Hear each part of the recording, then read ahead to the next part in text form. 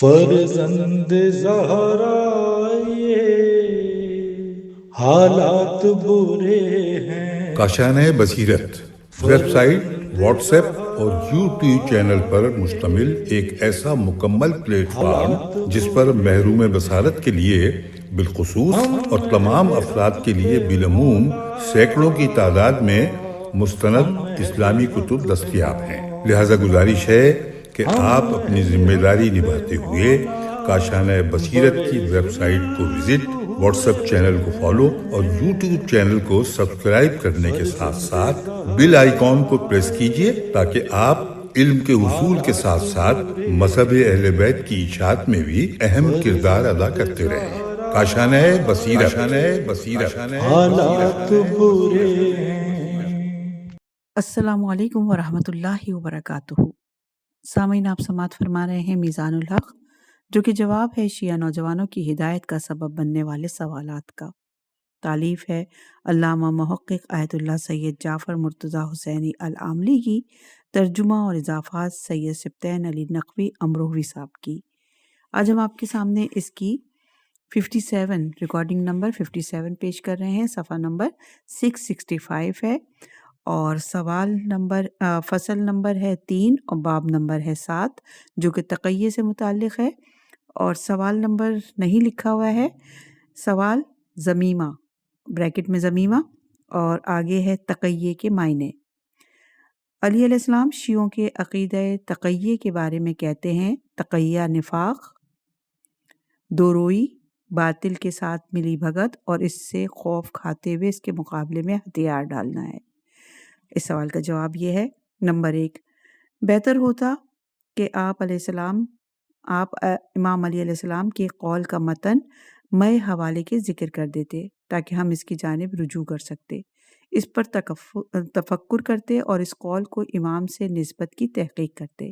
Number 2، تقیہ اگر نفاق، دوروئی، باطل کے ساتھ ملی بھگت اور اس سے خوف کھاتے ہوئے اس کے مقابلے میں ہتھیار ڈالنا ہے، تو جن تمام افراد کے نام اس سے قبل سوال کے جواب میں لیے گئے وہ سب ملی بھگت کرنے والے اور منافق تھے کیا عمار یاسر جنہوں نے مشرکین سے تقیہ کیا تھا بزدل، منافق اور ملی بھگت کرنے والے تھے، جبکہ ان کے بارے میں تو یہ آیت نازل ہوئی تھی، سورہ نحل کی آیت نمبر 106، اور جو شخص اپنے ایمان کے بعد اللہ کا انکار کرے اس کے لیے سخت عذاب ہے، بجز اس شخص کے جسے مجبور کیا گیا ہو اور اس کا دل ایمان سے مطمئن ہو تو کوئی حرج نہیں۔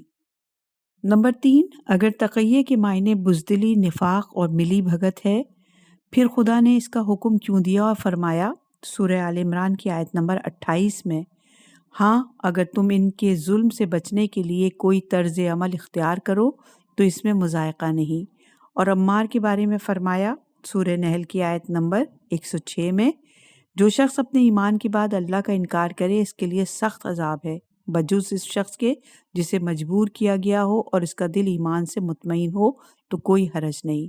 نیز مومن آل فرعون کے بارے میں فرمایا سورہ مومن کی آیت نمبر 28 میں: اور آل فرعون میں سے ایک مومن جو اپنا ایمان چھپائے ہوئے تھا کہنے لگا: کیا تم ایسے شخص کو قتل کرنا چاہتے ہو جو کہتا ہے میرا رب اللہ ہے؟ نمبر 4، اگر تقیہ کا نتیجہ اصل دین کا ہاتھ سے چلا جانا ہو، یہ جائز نہیں، بلکہ دین کو قائم کرنے اور اس کی حفاظت کرنے کے لیے انسان کا اپنی جان فدا کرنا واجب ہے۔ تقیہ اس وقت جائز ہے جب انسان کی جان بغیر کسی وجہ کے خطرے میں پڑ جائے، اس کی قدرت ضائع ہو جائے اور کسی عقلائی دلیل کے بغیر آزار اور تکلیف میں مبتلا ہوتا دکھائی دے۔ بلا شک اگر کوئی شخص خود کو بغیر کسی وجہ سے قتل کروانے یا اس سے کم تر مشکل میں بھی مبتلا کرے، خدا اس پر راضی نہ ہوگا۔ نمبر 5، اگر کوئی ظالم اپنی ذاتی دشمنی کی وجہ سے آپ کو قتل کرنا چاہے یا آپ کے اموال چھیننا چاہے یا آپ کی عزت خراب کرنا چاہے تو آپ کیا کریں گے؟ کیا اس کا راستہ روکنے کے لیے ناشناس صورت میں باہر نہیں جائیں گے؟ کیا اپنے دوستوں اور آشنا افراد کے گھر میں مخفی نہیں ہوں گے؟ کیا یہ تقیہ شمار نہیں ہوتا؟ کیا یہ کام شرعاً جائز ہے؟ اگر آپ اس بے وجہ تکلیف اور قتل کو کسی بات یا چیز کے ذریعے خود سے دور کر سکتے ہیں تو کیا آپ ایسا نہیں کریں گے؟ آپ جانتے ہیں کہ امام علی علیہ السلام کی شہادت اور معاویہ کے قدرت حاصل کرنے کے بعد اس نے اور اس کے مغیرہ بن شعبہ اور زیاد بن ابیہ جیسے عمال نے ہر اینٹ و پتھر کے نیچے سے شیعان علی علیہ السلام کو تلاش کیا اور ہجر بن عدی جیسے صحابیوں تک کو قربان کرنے سے دریغ نہیں کیا۔ یزید کے خلیفہ بننے اور امام حسین علیہ السلام کی شہادت کے بعد تو شیعوں کی مشکلات اور بڑھ گئیں۔ کیا ایسے حالات میں آپ کو شیعوں سے یہ توقع تھی کہ وہ قتل ہونے اور قید میں جانے کے لیے خود کو پیش کر دیتے تاکہ بنو امیہ اور بنو عباس اور دوسرے انہیں مزید ستاتے؟ نمبر 6، غیر شیعہ مسلمانوں کو تقیہ کی ضرورت ہی نہیں تھی، کیونکہ انہوں نے ظالمین کی حکومت کو قبول کر لیا تھا اور ظالمین کو اپنے لیے امام واجب الاطاعت مان لیا تھا، نیز ان کی مدد و نصرت، حفاظت و پشت پناہی کو اپنے اوپر واجب جانتے تھے۔ اس برے اور ناپسند کام نے انہیں ظالموں کے ہاتھ کا کھلونا اور وسیلہ بنا دیا، جس سے یہ ظالموں کے یہاں محبوب قرار پائے، اور جو افراد اس روش کو ناجائز جانتے تھے ان کے لیے کینے اور دشمنی کا ایک وسیع میدان آباد ہو گیا، تاکہ ظالموں کی امامت کے منکرین کو دیوار سے لگا دیا جائے اور شیعوں اور دیگر معترضین کی سرکوبی کی جائے۔ صفحہ نمبر ہے 667 اور عنوان ہے رسول اللہ صلی اللہ علیہ وآلہ وسلم تقیہ نہیں کرتے تھے، پھر ائمہ علیہم السلام کیوں کرتے تھے؟ سوال نمبر ہے 186۔ رسول اللہ صلی اللہ علیہ وآلہ وسلم نے کبھی بھی مشکل حالات میں تقیہ نہیں کیا، لیکن شیعوں کا دعویٰ ہے کہ دین کے 10 حصوں میں سے 9 حصے تقیہ ہے، اور ائمہ بہت سے مواقع پر تقیہ کیا کرتے تھے۔ شیعوں کے امام اپنے جد رسول اللہ صلی اللہ علیہ وآلہ وسلم جیسے کیوں نہیں تھے؟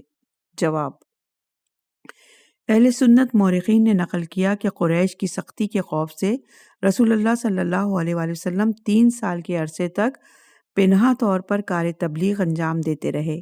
یہ سلسلہ اس آیت کے نازل ہونے تک جاری رہا۔ سورہ ہجر کی آیت نمبر 94 اور 95۔ آپ کو جس چیز کا حکم ملا ہے اس کا واشگاف الفاظ میں اعلان کریں اور مشرکین کی اطاعت نہ کریں۔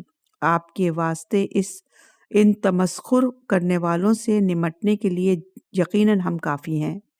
جب خضر علیہ السلام کی کئی ہزار سال سے اپنا کام مخفی طور پر انجام دے رہے ہیں، مومن آل فرعون نے بھی اپنا ایمان مخفی رکھا تھا۔ قرآن تقیہ کے جواز کو صراحت سے بیان کرتے ہوئے کہتا ہے سورہ آل عمران کی آیت نمبر 28 میں، ہاں اگر تم ان کے ظلم سے بچنے کے لیے کوئی طرز عمل اختیار کرو تو اس میں مذائقہ نہیں، لہٰذا جب کسی حاکم اور مشکل میں گرفتار ہونے کا کوئی معقول فائدہ نہ ہو بلکہ یہ طاقت کے ضائع ہونے اور اقتدار کے پامال ہونے کا سبب بنے، تقیہ پر عمل کرنے میں کوئی قباحت نہیں۔ نیز مکلف بھی خدا کی بارگاہ میں معذور شمار ہوگا، البتہ اسی حد تک کہ احکام شریعت برباد نہ ہو اور احکام کا بیان کسی مناسب موقع پر اٹھا رکھا جائے۔ صفحہ نمبر ہے 670 عنوان ہے ائمہ علیہم السلام کا تقیہ کرنا حجت قائم کرنے کی راہ میں مانع ہے۔ سوال نمبر ہے 187۔ سوال کیا کہہ رہا ہے؟ آپ شیعوں کا اعتقاد ہے کہ کوئی بھی زمانہ حجت خدا سے خالی نہیں رہتا اور وہ حجت خدا امام ہوتا ہے۔ ایسے ہی آپ شیعوں کا ماننا ہے کہ دین کے 10 حصوں میں سے 9 حصے تقیہ ہیں۔ اب اگر عوام میں سب سے زیادہ متقی انسان یعنی امام کے لیے تقیہ کرنا جائز بلکہ مستحب ہو اور اس کے لیے فضیلت اور فخر و مباحات کا وسیلہ قرار پائے، پھر لوگوں پر حجت کیسے تمام ہوگی؟ جواب: نمبر 1، زمین اور زمان حجت خدا سے خالی نہیں ہوتے۔ یہ شیعوں کا کہنا نہیں بلکہ رسول اللہ صلی اللہ علیہ وآلہ وسلم سے نقل شدہ روایت ہے۔ اس سے قبل بھی ہم یہ بات بیان کر چکے ہیں کہ حدیث ثقلین تا قیام قیامت ہمیشہ اہل بیت علیہم السلام میں سے ایک امام کے زندہ رہنے پر دلالت کرتی ہے، کیونکہ رسول اللہ صلی اللہ علیہ وآلہ وسلم نے ثقلین کے بارے میں فرمایا تھا کہ دونوں کبھی ایک دوسرے سے جدا نہیں ہوں گے یہاں تک کہ حوض کوثر پر میرے پاس پہنچ جائیں، لہٰذا گمراہی سے بچنے کے لیے فقط قرآن سے تمسک کرنا کافی نہیں، لہٰذا بددہی ہے کہ زمین کبھی حجت سے خالی نہیں رہے گی، نیز اس حجت کا ہر خطا سے معصوم ہونا ضروری ہے، کیونکہ اگر وہ معصوم نہ ہو، جس مقام پر بھی خطا کرے گی اس مقام پر حجت نہیں رہے گی اور زمین اسی مقام پر حجت سے خالی ہو جائے گی، جو کہ جائز نہیں۔ نمبر 2، تقیہ کی جو قسم امام کے شایان شان نہیں، وہ ہے جو دین کی نابودی کا باعث بنے اور جس کی وجہ سے خلق خدا پر حجت تمام نہ ہو، بلکہ ائمہ کا تقیہ ایسا نہیں تھا۔ جس چیز کے لیے تقیہ کی ضرورت تھی وہ احکام تھے کہ اگر شیعہ انہیں اعلانیہ طور پر انجام دیتے، حکام کی جانب سے خطرے میں پڑ سکتے تھے، کیونکہ حکام ان احکامات کے عام ہونے کو اپنی حکومت اور قدرت کے کمزور ہونے کا حامل جانتے تھے یا اپنی جہالت کے آشکار ہونے کا سبب سمجھتے تھے۔ اس لیے ائمہ علیہم السلام تقیہ کا حکم دے کر شیعوں کی جان کو خطروں سے محفوظ فرماتے تھے، اور جب خطرہ برطرف ہو جاتا تھا اپنے تقیہ میں کہے کلام کی تصحیح فرما دیا کرتے تھے اور احکام کو ان کے عام حالات کی جانب پلٹا دیا کرتے تھے، اور یوں انہیں اور ان کے شیعوں کو کوئی نقصان نہیں پہنچتا تھا۔ البتہ یہ مسئلہ بہت ہی محدود مسائل میں دامنگیر ہوا، اور تقیہ پر عمل کرنا ہمیشہ تمہید اور تعقیب کے ساتھ ہوتا تھا تاکہ حقیقت پامال نہ ہو اور احکام کے بیان میں کوئی خلل ایجاد نہ ہو۔ نمبر 3، جب کسی کے لیے مقام امامت ثابت ہو جاتا ہے اور وہ صحیح راہ سے مقام امامت کو حاصل کرتا ہے، دین کی حفاظت کا ذمہ دار قرار پاتا ہے، اس لیے اس پر لوگوں کو حقیقت تک پہنچانے کے لیے لازم وسائل کے لیے استفادہ کرنا لازم ہے، بالکل ویسے ہی جیسے رسول اللہ صلی اللہ علیہ وآلہ وسلم پہلے قریشیوں کے خوف سے ارقم کے گھر میں مخفی طور پر تبلیغ فرماتے تھے، اور مومن آل فرعون نے اپنے ایمان کو چھپا رکھا تھا۔ بہرحال جب قطعی دلائل کی بنا پر کسی شخص کی نبوت یا وصیت ہمارے لیے ثابت ہو جائے پھر ہم اس کے کردار اور ذمہ داریوں کے جواب دہ نہیں۔ ہم پر لازم ہے کہ اپنا دین اس سے حاصل کریں اور اس کی تعلیمات کے تحت زندگی گزاریں، نہ یہ کہ وہ ہماری تعلیمات کے تحت رہے اور اس کی ذمہ داریاں ہماری جانب سے معین کی جائیں۔ صفحہ نمبر ہے 671 671۔ عنوان ہے امام کے تقیہ کرنے کا نتیجہ جھوٹ اور گناہ کی صورت میں برآمد ہوگا۔ سوال نمبر ہے 188۔ تمام شیعہ منابع اس بات پر متفق ہیں کہ ائمہ اور دوسرے افراد تقیہ پر عمل کرتے تھے۔ تقیہ کا معنی یہ ہے کہ امام اس چیز کا اظہار کرے جو اس کے دل میں نہیں ہے، اور عین ممکن ہے کہ بعض اوقات ناحق بات کہے۔ جو شخص تقیہ کرتا ہے جھوٹ جیسی مشکل میں گرفتار ہو جاتا ہے اور جھوٹ گناہ ہے۔ سوال کا جواب۔ نمبر 1، تقیہ کا لازمہ جھوٹ بولنا نہیں، کیونکہ ممکن ہے کہ کوئی شخص توریہ کرے اور بے شک توریہ جھوٹ شمار نہیں ہوتا۔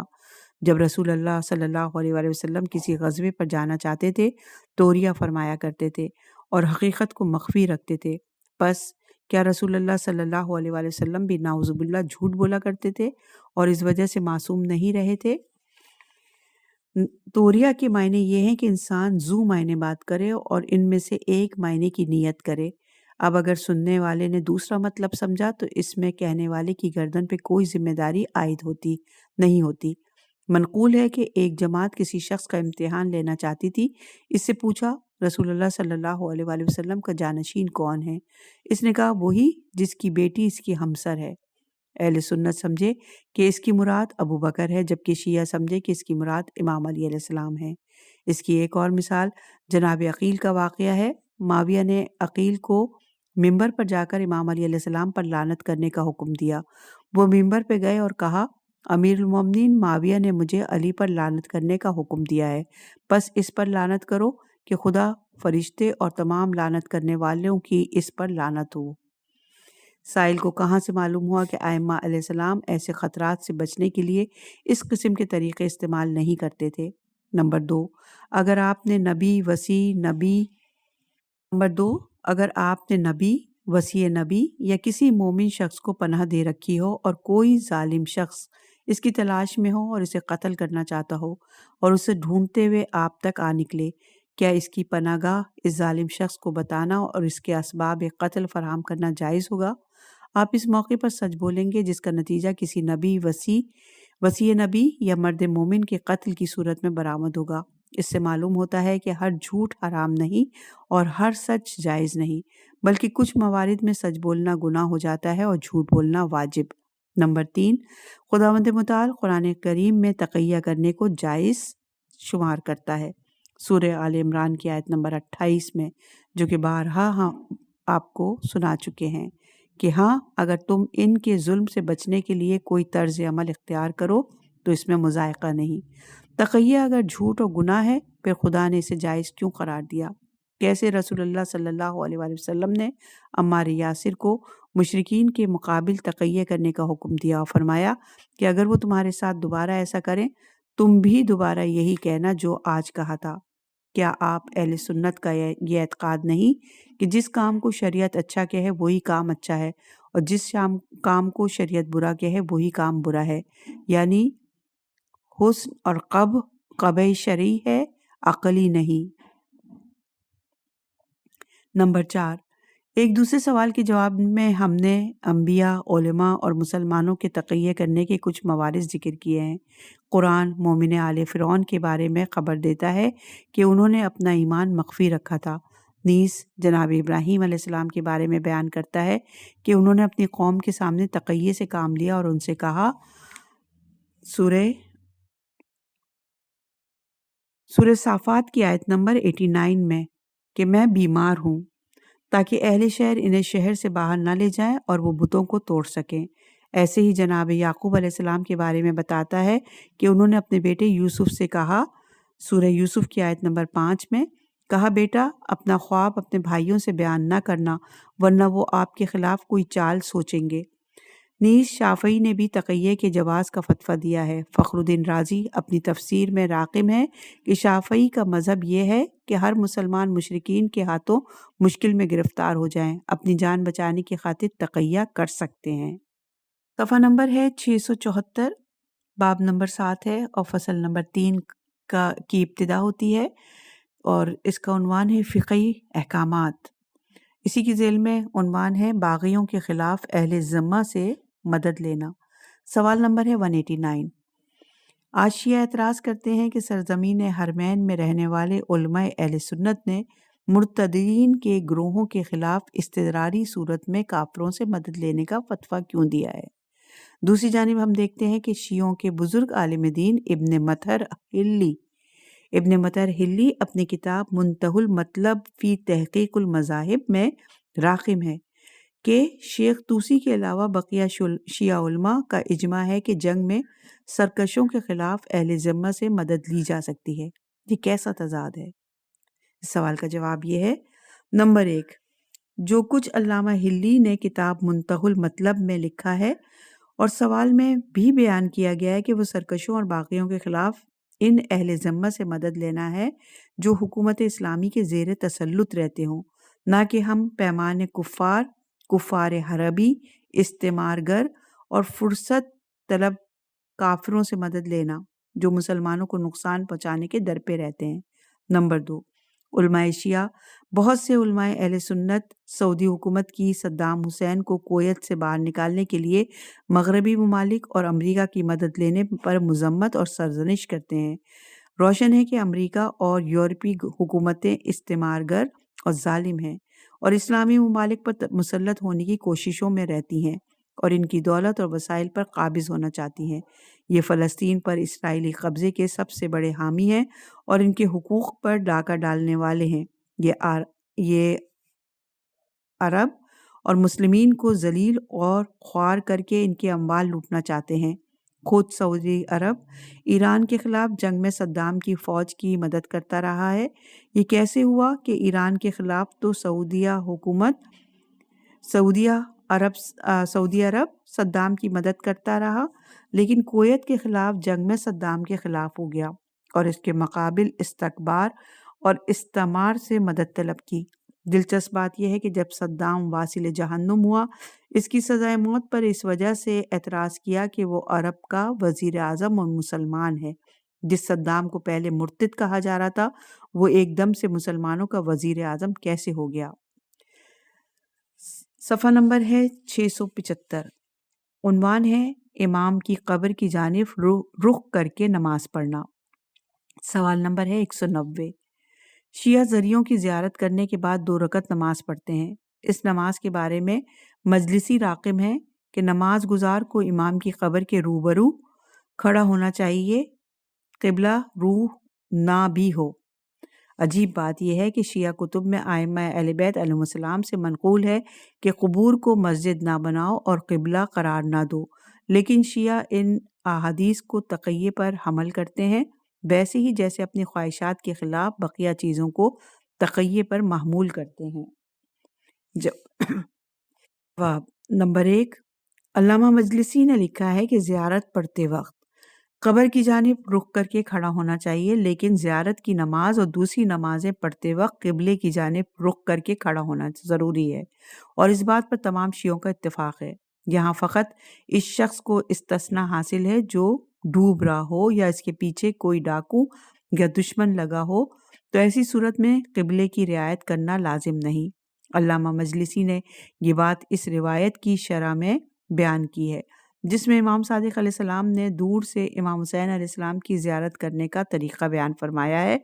آپ حنان بن سدیر کو تعلیم دیتے ہوئے فرماتے ہیں، صحرا میں چلے جاؤ یا اپنے گھر کی چھت پر چڑھ جاؤ اور اپنا رخ قبلے کی جانب کرو، پھر جب تمہیں معلوم ہو جائے کہ قبر مطہر امام حسین علیہ السلام کس جانب ہے، اسے اپنا قبلہ قرار دو، کیونکہ خداوند متعال نے فرمایا ہے سورہ بقرہ کی آیت نمبر 115 میں، تم جس جانب بھی رخ کرو خدا کی جانب رخ کرو گے۔ اس کے بعد کہو السلام علیکہ یا مولا و یا سیدی و ابن سیدی۔ علامہ مجلسی اس عبارت یعنی قبلے کی جانب رخ کرو کی توضیح اور تفسیر بیان کرتے ہوئے کہتے ہیں، شاید امام نے یہ جملہ اس شخص کے لیے بیان کیا ہے جس کے لیے قبلے اور قبر امام حسین علیہ السلام کو ایک رخ پر جمع کرنا ممکن ہو، کیونکہ امام کے اس جملے سے جب تجھے معلوم ہو جائے قبر مطہر کہاں ہے، معلوم ہو جاتا ہے کہ قبر کی جانب رخ کر کے کھڑا ہونا چاہیے، چاہے اس میں قبلے کی رعایت نہ ہوتی ہو۔ لہٰذا علامہ مجلسی کا یہ کہنا کہ زیارت پڑھتے وقت قبر کی جانب رخ کر کے کھڑا ہونا ہے، نہ کہ نماز پڑھتے وقت قبر کی رخ کر کے کھڑا ہونا ہے۔ نماز کے لیے قبلے کی رعایت کرنے میں کسی شک و شبے کی گنجائش نہیں، جو اس کی توضیح پیش کرنے کی ضرورت پیش آئے۔ متن میں بھی نماز کے بارے میں کوئی بات موجود نہیں۔ نمبر 2، سائل مدعی ہے کہ شیعہ قبور کو قبلہ اور مسجد قرار دینے کی نہیں کو تقیہ پر محمول کرتے ہیں۔ ہمارا سوال یہ ہے کہ یہ بات کس شیعہ نے کون سی کتاب میں بیان کی ہے؟ نمبر 3، جن احادیث میں قبور کو قبلہ قرار دینے کی نہیں وارد ہوئی ہے، اس کا مقصود کعبے کی جگہ قبر کو قبلہ قرار نہ دینا اور کعبے کی طرح چاروں جانب سے اس کی جانب نماز نہ پڑھنا ہے۔ شیعہ کسی بھی چیز کو کعبے کا بدل قرار نہیں دیتے اور اس بات کے سختی سے پابند ہیں، اور جب بھی انبیاء اور اوصیاء کی زیارت کے لیے جاتے ہیں کعبے کی بجائے ان کی قبور کو قبلہ قرار نہیں دیتے، نیز اس کام کو حرام اور بدعت سمجھتے ہیں۔ اس سے نماز باطل ہو جاتی ہے، البتہ اس کا لازمہ شرک نہیں ہے۔ نمبر 4، جن احادیث میں قبر رسول صلی اللہ علیہ وآلہ وسلم کو مسجد قرار دینے کی نہیں وارد ہوئی ہے، اس کا مقصود خود قبر رسول صلی اللہ علیہ وآلہ وسلم پر سجدہ کرنے کا ناجائز ہونا ہے۔ بعض روایت میں اس بات کی تصریح کی گئی ہے، ان کی جانب رجوع کیا جا سکتا ہے۔ صفحہ نمبر ہے 676، عنوان ہے عبد الحسین و عبد العلی نام رکھنا شرک ہے۔ سوال نمبر 191، خدا کے علاوہ کسی دوسرے کے لیے عبودیت اور بندگی جائز نہیں۔ ارشاد رب العزت ہے سورہ زمر کی آیت نمبر 66 میں، بلکہ خدا کی عبادت کرو۔ پھر شیعہ کے یہاں عبد الحسین اور عبد العلی، عبد الزہرا، عبد الامام جیسے نام کیوں رکھے جاتے ہیں؟ اگر یہ کام صحیح ہے تو پھر ائمہ نے اپنے بیٹوں کے نام عبد العلی اور عبد الزہرا کیوں نہیں رکھے؟ چونکہ امام حسین علیہ السلام شہید ہو چکے ہیں، اس لیے عبد الحسین کے معنی خادم حسین ہونا درست نہیں، کیونکہ خادم وہ ہوتا ہے جو خدمت کرے اور پانی اور غذا لا کر دے۔ یہ بات معقول ہے کہ کوئی شخص امام حسین علیہ السلام کے لیے آب و غذا لے کر جائے اور ان کی قبر کے پاس وضو کا پانی رکھے تاکہ خادم حسین شمار ہو۔ سوال تفصیل سے بیان ہوا اور اس کا جواب یہ ہے۔ نمبر 1، عبادت یعنی پرستش اور عبودیت یعنی بندگی میں بنیادی فرق موجود ہے۔ خدائے سبحان کے علاوہ کسی کی عبادت درست نہیں۔ جو بھی کسی غیر خدا کی عبادت کرے گا گمراہ اور مشرک ہے۔ نمبر 2، بندگی کے معنی میں عبودیت اصالتاً خداوند متعال کے لیے ہے، اور بعض اوقات خدا کی عبودیت کے سائے اور نتیجے میں یہ لفظ غیر خدا کے لیے بھی استعمال ہوتا ہے، ان معنی میں کہ خدا کسی کی ملکیت کو کسی دوسرے فرد کو عطا کرتا ہے اور وہ شخص اس چیز کا مالک ہو جاتا ہے۔ جس طرح خدا تمام اشیاء عالم کا مالک حقیقی ہے، لیکن اس کے باوجود زمین، درخت، حیوان اور بعض انسانوں کی مالکیت اپنے کچھ بندوں کو بھی عطا کر سکتا ہے۔ قرآن کریم میں ارشاد ہوتا ہے سورہ نور کی آیت نمبر 32 میں، اور تم میں سے جو لوگ بے نکاح ہوں اور وہ تمہارے عباد یعنی غلاموں اور کنیزوں میں سے جو صالح ہوں ان کے نکاح کر دو۔ اس طرح مالکیت خدا اور اسباب مالکیت کے ذریعے زید نامی شخص سہیل نامی شخص کا مالک بن جاتا ہے۔ نمبر 3، مروی ہے کہ یہودیوں کے ایک پیشوا نے امام علیہ السلام سے کہا، کیا تم نبی ہو؟ آپ نے فرمایا، انما انا عبد، میں تو بس محمد صلی اللہ علیہ وآلہ وسلم کے بندوں میں سے ایک بندہ ہوں۔ شاید امام علیہ السلام نے یہ بات رسول اللہ صلی اللہ علیہ وآلہ وسلم کی شہادت کے بعد فرمائی تھی۔ اگر آپ نے یہ بات اپنے ایام خلافت میں کہی ہو، اس کا مطلب یہ ہے کہ شہادت رسول صلی اللہ علیہ وآلہ وسلم کے 25 سال گزرنے کے بعد یہ جملہ ارشاد فرمایا تھا۔ کیا اس وقت امام علیہ السلام کا مقصود یہ تھا کہ جو رسول اللہ صلی اللہ علیہ وآلہ وسلم سپرد خاک کر دیے گئے ہیں اور ان کے بدن کو قبر میں مخفی کر دیا گیا ہے، میں ان کے لیے آب و غذا لے کر جاتا ہوں؟ نمبر 4، لقمان حکیم نے اپنے بیٹے سے جو باتیں کی ان میں سے ایک یہ بھی ہے کہ اے میرے بیٹے، اچھے لوگوں کا بندہ بن کر رہنا۔ امام علیہ السلام سے بھی یہ منقول ہے کہ آپ نے فرمایا کہ میں اس کا بندہ ہوں جس نے مجھے ایک حرف کی تعلیم دی، اگر وہ چاہے تو مجھے بیچ دے، چاہے تو آزاد کر دے، اور اگر چاہے تو مجھے اپنی غلامی میں رکھے۔ ایسے ہی فرمایا کہ جس نے مجھے ایک حرف سکھایا اس نے مجھے اپنا بندہ بنا لیا۔ نیز رسول اللہ صلی اللہ علیہ وآلہ وسلم سے منقول ہے کہ آپ صلی اللہ علیہ وآلہ وسلم نے فرمایا، میں نے جس سے ایک حرف بھی سیکھا اس کا بندہ ہو گیا۔ نیز نقل ہوا کہ جس نے مجھے ایک حرف بھی سکھایا میں اس کا بندہ ہو جاؤں گا۔ نمبر 5، بندے کی آشکار ترین خصوصیت یہ ہے کہ وہ اپنے مولا کے خلاف کوئی کام کرنے پر قادر نہیں ہوتا، اور اس کے چھوٹے بڑے تمام امور اس کے مولا کے ہاتھ میں ہوتے ہیں۔ خدا نے رسول اللہ صلی اللہ علیہ وآلہ وسلم کو مومنین کے ولی بلکہ مومنین پر ان سے زیادہ حق تصرف رکھنے والوں کے عنوان سے متعارف کروایا ہے۔ امام بھی ولایت میں مومنین پر خود ان سے زیادہ حق تصرف رکھتا ہے، کیونکہ رسول اللہ صلی اللہ علیہ وآلہ وسلم نے روز غدیر فرمایا تھا، کیا میں تم سب پر تم سے زیادہ حق تصرف نہیں رکھتا؟ سب نے کہا جی ہاں۔ جس کا میں مولا ہوں اس کا یہ علی مولا ہے۔ نتیجہ یہ کہ لوگ مقام نبوت اور امامت کی اطاعت اور فرما برداری کرنے میں رسول اللہ صلی اللہ علیہ وآلہ وسلم کے بندے اور عبد ہیں، ان معنی میں کہ لوگ رسول اللہ صلی اللہ علیہ وآلہ وسلم کی اطاعت اور فرما برداری ایسے ہی کریں جیسے ایک بندہ اپنے مولا کی کرتا ہے۔ امام رضا علیہ السلام اپنی ایک حدیث میں ائمہ علیہ السلام کے سامنے لوگوں کی بندگی کے بارے میں بیان کرتے ہوئے فرماتے ہیں، لوگ اطاعت میں ہمارے بندے ہیں اور دین میں ہمارے محب شمار ہوتے ہیں، لہٰذا یہاں یہ مقصود نہیں کہ ہم ان کی مدد اور خدمت رسانی کے لیے ان کے بندے ہیں، لہٰذا سائل کے یہ کہنے کے کوئی معنی نہیں۔ کیا یہ بات معقول ہے کہ کوئی شخص امام حسین علیہ السلام کے لیے آب و غذا لے کر جائے اور ان کی قبر کے پاس وضو کا پانی رکھے تاکہ خادم حسین شمار ہو؟ بندگی، مالکیت اور بندگی اطاعت میں فرق ہے۔ مالکیت حیات و زندگی کے محور پر گھومتی ہے اور موت کے ساتھ اختتام پذیر ہو جاتی ہے، لیکن بندگی اطاعت بندگی اطاعت موت سے ختم نہیں ہوتی اور موت کے بعد بھی ویسے ہی جاری رہتی ہے جیسے موت سے قبل جاری تھی۔ مولا کی اطاعت اس کی حیات اور موت دونوں صورتوں میں واجب ہے، اور بندگی اطاعت جوں کی تو باقی رہتی ہے، لیکن بندگی مالکیت موت کے ساتھ ختم ہو جاتی ہے، اور اس میں جیسے ہی مولا دنیا سے رخصت ہوتا ہے اس کی غلام پر موجود مالکیت ختم ہو جاتی ہے اور اس کے ورثاء کی جانب منتقل ہو جاتی ہے۔ نمبر 6، صحابہ میں ایک خاصی تعداد کے نام عبدالعلی اور عبدالحسین جیسے تھے۔ کوئی ثابت نہیں کر سکتا کہ رسول اللہ صلی اللہ علیہ وآلہ وسلم نے بعد میں ان کے نام بدلے ہوں۔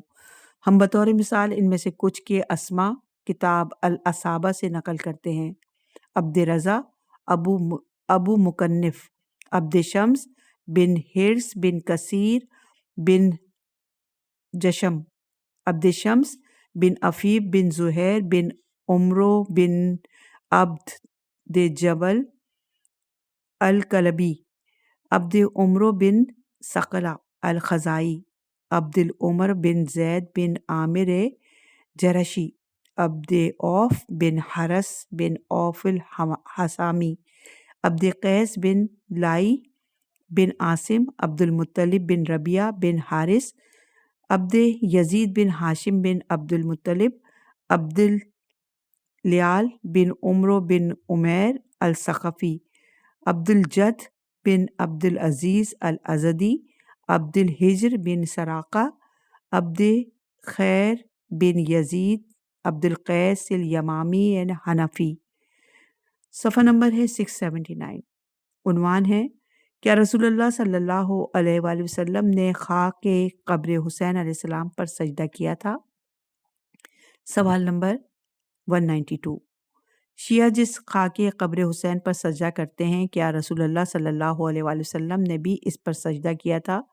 اگر کہیں گے کہ آپ صلی اللہ علیہ وآلہ وسلم نے سجدہ کیا تھا تو رب کعبہ کی قسم یہ جھوٹ ہے، اور اگر کہیں گے کہ نہیں کیا تھا تو پھر کیا رسول اللہ صلی اللہ علیہ وآلہ وسلم سے زیادہ راہ دین کو جانتے ہیں اور ان سے زیادہ ہدایت یافتہ ہیں؟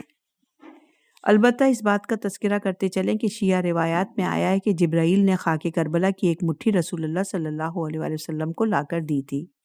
جواب: نمبر 1، شیعوں کے مطابق امام حسین علیہ السلام کی قبر کی خاک پر سجدہ کرنا واجب نہیں بلکہ واجب زمین یا اس سے اگنے والی چیز پر سجدہ کرنا ہے، بشرطے کہ وہ کھانے اور اوڑھنے پہننے میں استعمال نہ ہوتی ہوں۔ خاک قبر امام حسین علیہ السلام مٹی ہے، لہٰذا اس عنوان سے اس پر بھی سجدہ کرنا صحیح ہے۔ جب تمام مسلمان خاک پر سجدہ کرنا جائز سمجھتے ہیں، پھر خاک قبر امام پر سجدہ کرنے کی دلیل مانگنے کی کیا معنی ہے؟ نمبر 2، آپ حضرات کے یہاں روایت ہے کہ مسروق بن اجد جو سن 62 ہجری میں دنیا سے رخصت ہوئے اور ابن مسعود کے اصحاب میں سے تھے، جب بھی سفر پر جاتے اپنے ساتھ ایک اینٹ لے جایا کرتے تھے تاکہ کشتی میں سوار ہونے کی صورت پر اس پر سجدہ کریں۔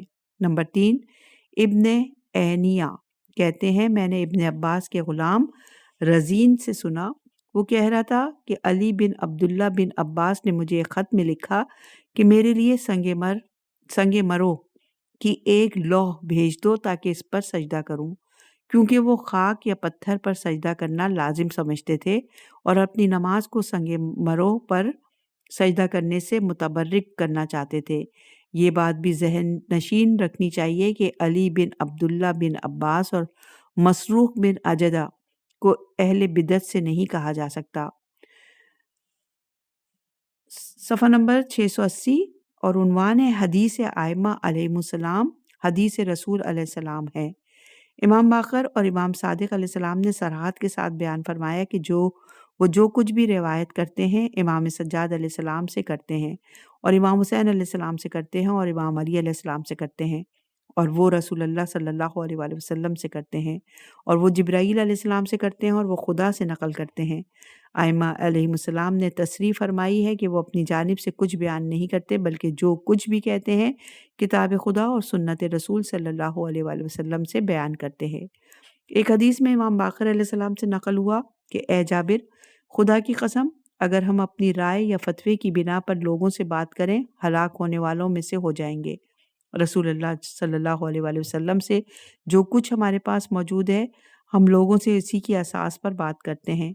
یہ وہ آثار ہیں جو نسلاً بعد نسل منتقل ہوتے رہے ہیں اور ہم انہیں مخفی رکھتے ہیں، ویسے ہی جیسے دوسرے سونا چاندی کو پنہا رکھتے ہیں۔ امام صادق علیہ السلام سے منقول ہے کہ خدا کی قسم ہم اپنی نفسانی خواہشات اور رائے کی بنیاد پر کلام نہیں کرتے اور جو کچھ ہمارے رب نے کہا اس کے علاوہ اپنی زبان پر کچھ نہیں لاتے۔ ایسے ہی ایک شخص نے فرمایا، میں جب بھی تیرے جواب میں کچھ کہوں وہ رسول اللہ صلی اللہ علیہ وآلہ وسلم سے منقول ہوگا، ہم اپنی رائے سے کچھ نہیں کہتے۔ اسی بنا پر مشتمل دیگر روایات بھی ہیں، ان کی جانب بھی رجوع کیا جا سکتا ہے۔ جب امام باقر اور امام صادق علیہ السلام دیگر ائمہ علیہم السلام کا کلام اپنی رائے کی بنا پر نہیں ہوتا اور جو کچھ کہتے ہیں یا عمل کرتے ہیں رسول اللہ صلی اللہ علیہ وآلہ وسلم سے ان تک پہنچے آثار کی بنیاد پر ہوتا ہے، پھر خاک قبر حسین علیہ السلام پر سجدہ کرنے کے سلسلے میں بھی ہمیں ان کی روایات کی جانب رجوع کرنا چاہیے۔ صفحہ نمبر ہے 681، عنوان ہے خاک قبر حسین علیہ السلام پر سجدہ کرنے کی روایت۔ علامہ احمدی رحم اللہ نے خاک امام حسین علیہ السلام پر سجدہ کرنے سے متعلق روایات جمع کی ہیں، ہم ان میں سے بعض روایت یہاں نقل کرتے ہیں۔ نمبر 1، امام صادق علیہ السلام نے فرمایا، خاک قبر حسین علیہ السلام پر سجدہ کرنا ساتوں زمینوں کی نور افشانی کا سبب بنتا ہے۔ جس کے پاس بھی قبر امام حسین علیہ السلام کی خاک کی تسبیح ہوگی، اگر وہ ذکر نہ بھی پڑھے اس کا نام تسبیح کرنے والوں میں لکھا جائے گا۔ نمبر 2، امام موسیٰ کاظم علیہ السلام سے مروی ہے کہ ہمارے شیعوں کو 4 چیزوں کی ضرورت ہے: چٹائی جس پر وہ نماز پڑھیں، انگوٹھی جسے وہ ہاتھ میں پہنے، مسواک جس سے اپنے وہ دانت صاف کریں، تسبیح جو خاک قبر حسین علیہ السلام سے بنی ہو۔ نمبر 3، امام جعفر صادق علیہ السلام کے پاس ایک زرد رنگ کی تھیلی تھی، آپ علیہ السلام اس میں خاک قبر حسین علیہ السلام رکھتے تھے۔ نماز کے وقت آپ اسے جانماز پر پھیلا کر اس پر سجدہ کیا کرتے۔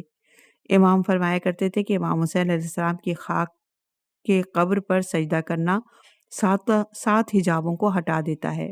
نمبر 4، امام صادق علیہ السلام خدا کے سامنے اپنی اظہار ذلت اور نیاز بندی کے لیے خاک قبر حسین علیہ السلام کے علاوہ کسی دوسری چیز پر سجدہ نہیں کرتے تھے۔ نمبر 5، امام صادق علیہ السلام نے فرمایا، جو تسبیح خاک قبر امام حسین علیہ السلام سے بنائی جائے وہ انسان کے ہاتھ میں تسبیح پڑتی ہے، چاہے خود انسان تسبیح نہ بھی کر رہا ہو۔ نمبر 6، حمیری کہتا ہے کہ میں نے فقی امام زمانہ علیہ السلام کو خط لکھا اور پوچھا، جو تسبیح خاک قبر سے بنائی جائے کیا اس پر ذکر کیا جا سکتا ہے؟ کیا یہ کام کوئی فضیلت رکھتا ہے؟ امام نے توقی میں یہ جواب دیا، جسے ہم نے دیکھا، اس پر تسبیح پڑھو کیونکہ کوئی تسبیح سے زیادہ بافضیلت نہیں۔ اس حدیث میں قبر سے مراد ظاہراً قبر امام حسین علیہ السلام ہے، کیونکہ القبر پر موجود الف اور لام عہد ذہنی کے لیے ہے، کیونکہ یہ قبر اہل بیت علیہ السلام اور ان کے شیعوں کے یہاں معروف اور مشہور تھی۔ نمبر 7، محمد بن عبداللہ بن جعفر حمیری نے امام زمانہ علیہ السلام کو خط لکھ کر خاک قبر امام حسین علیہ السلام سے بنائی گئی سجدگاہ کے بارے میں پوچھا، اس سے کوئی فضیلت حاصل ہے؟ امام نے جواب میں فرمایا، یہ کام جائز ہے بلکہ فضیلت رکھتا ہے۔ صفحہ نمبر 682، عنوان ہے رسول اللہ صلی اللہ علیہ وآلہ وسلم اور خاک قبر حسین علیہ السلام۔ جس حدیث میں آیا کہ جبرائیل علیہ السلام نے رسول اللہ صلی اللہ علیہ وآلہ وسلم کو کربلا کی خاک کی ایک مٹھی لا کر دی تھی، اسے شیعہ اور سنی دونوں نے نقل کیا ہے۔ علامہ احمدی راغب ہیں، خبر مستفیض ہے کہ جب جبرائیل علیہ السلام نے رسول اللہ صلی اللہ علیہ وآلہ وسلم کو امام حسین علیہ السلام کی شہادت کی خبر دی تھی، اس وقت ان کے مقتل کی ایک مشت خاک بھی آپ صلی اللہ علیہ وآلہ وسلم کو لا کر دی تھی۔ ایسے ہی جبرائیل کے علاوہ ایک دوسرے فرشتے نے بھی رسول اللہ صلی اللہ علیہ وآلہ وسلم کو امام حسین علیہ السلام کی شہادت کی دردناک خبر سنائی تھی اور آپ صلی اللہ علیہ وآلہ وسلم کے لیے ایک مشت خاک کے کربلا لایا تھا۔ شیعہ امامیہ کا اعتقاد ہے کہ جس خاک کو خدا نے اپنے رسول اقدس کو ہدیہ کیا وہ ایک بہترین اعلیٰ مرتبت اور گراں قدر تحفہ تھا، اور اس میں یہ قابلیت تھی کہ رسول اللہ صلی اللہ علیہ وآلہ وسلم سنت الہیہ کی پیروی کرتے ہوئے اس کا احترام فرمائیں اور اس کی تکریم کریں، جب جبرائیل نے یہ خاک رسول اللہ صلی اللہ علیہ وآلہ وسلم کو دی، آپ نے اسے لیا اور چوما۔ ام المومنین ام سلمہ کہتی ہیں جب رسول اللہ صلی اللہ علیہ وآلہ وسلم نیند سے بیدار ہوئے، ان کے ہاتھ میں سرخ رنگ کی خاک تھی، آپ اسے چوم رہے تھے۔ میں نے کہا یا رسول اللہ یہ کیسی خاک ہے؟ آپ نے فرمایا جبرائیل نے مجھے خبر دی ہے کہ میرا بیٹا حسین عراق میں قتل کیا جائے گا۔ میں نے جبرائیل سے کہا حسین علیہ السلام جس زمین میں مارا جائے گا اس کی خاک مجھے دکھاؤ، یہ اسی زمین کی خاک ہے۔ ان کا اعتقاد ہے کہ رسول اللہ صلی اللہ علیہ وسلم اس خاک کو مشک اور گلاب کے پھول کی طرح سونگھتے تھے۔ امام حسین علیہ السلام کے اس خاک پر خون بہنے سے قبل اسے اس لیے سونگا تھا کیونکہ یہ خاک خود بخود عطر مانوی، پیوند ربانی اور عنایت الہی کی حامل تھی، یا گزشتہ اور آئند ہونے والے واقعات نے اس خاک کو ایسا مقام بخشا تھا۔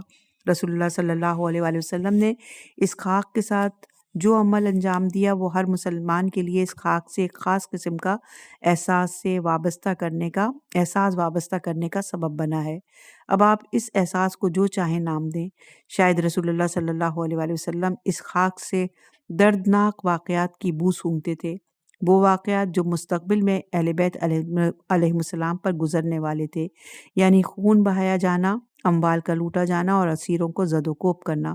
اور شاید آپ صلی اللہ علیہ وآلہ وسلم بعض اوقات اس سے ان اولیاء الہی کی خوشبو سونگھتے ہوں جو اس خاک پر قدم رکھیں گی، اس میں سکون پائیں گی، عبادت و مناجات کریں گی اور اشک بہائیں گی۔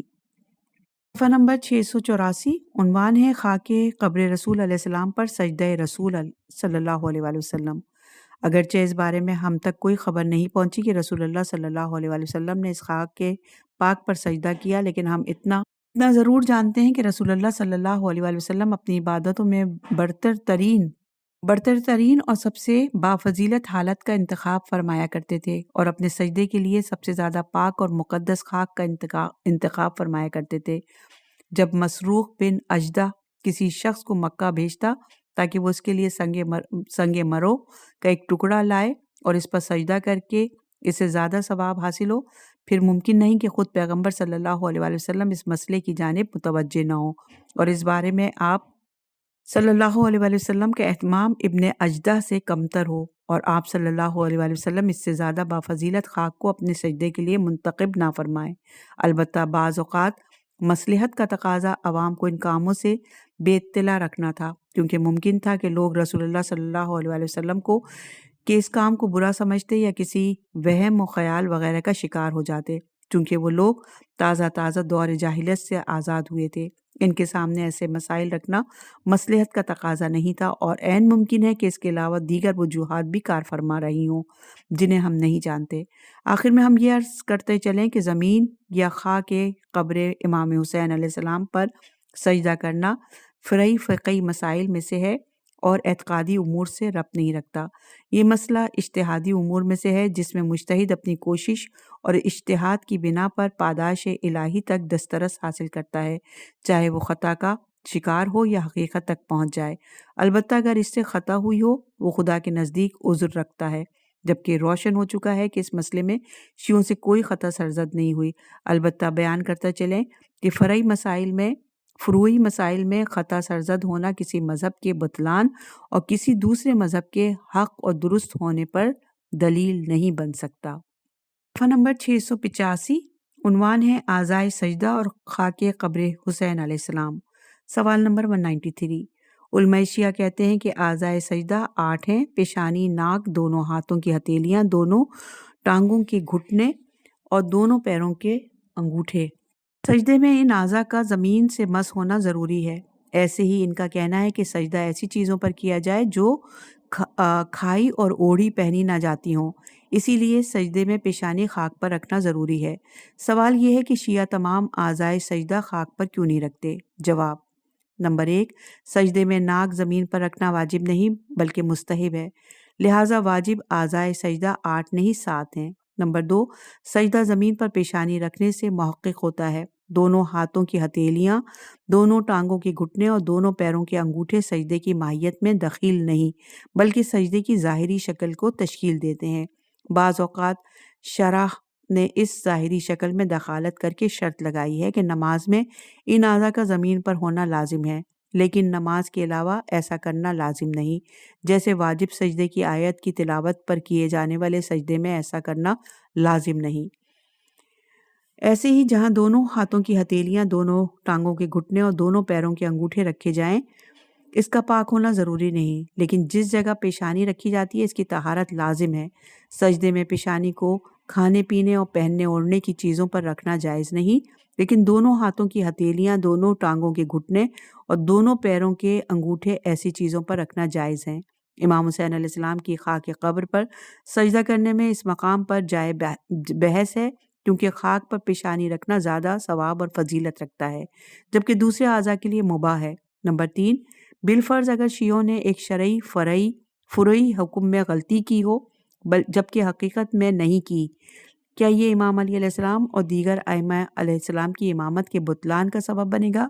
کیا تمام شیعوں کا عقیدہ اپنی تمام تفصیلات کے ساتھ سرے سے باطل ہو جائے گا؟ کیا فروعی فقہی امور پر اعتراض کر کے ان کے عقیدتی اصولوں کو سرے سے باطل ظاہر کرنا صحیح ہے؟ کیا کوئی مسلمان کسی عیسائی یا یہودی کو تثلیث اور توحید، نبوت اور قرآن اور انجیل اور تورات جیسے موضوعات روشن ہونے سے قبل سور کا گوشت کھانے، شراب پینے اور ریش تراشی کے حرام ہونے پر اعتراض کرنے کی اجازت دے گا؟ یہاں پر سوال و جواب کا سلسلہ جاری ہے، لیکن فی الحال اعضائے سجدے اور قبر امام حسین علیہ السلام کی مٹی پر سجدہ کرنے والی سوال جواب کا اختتام ہوتا ہے۔ نئے سوال کے ساتھ اگلی ریکارڈنگ میں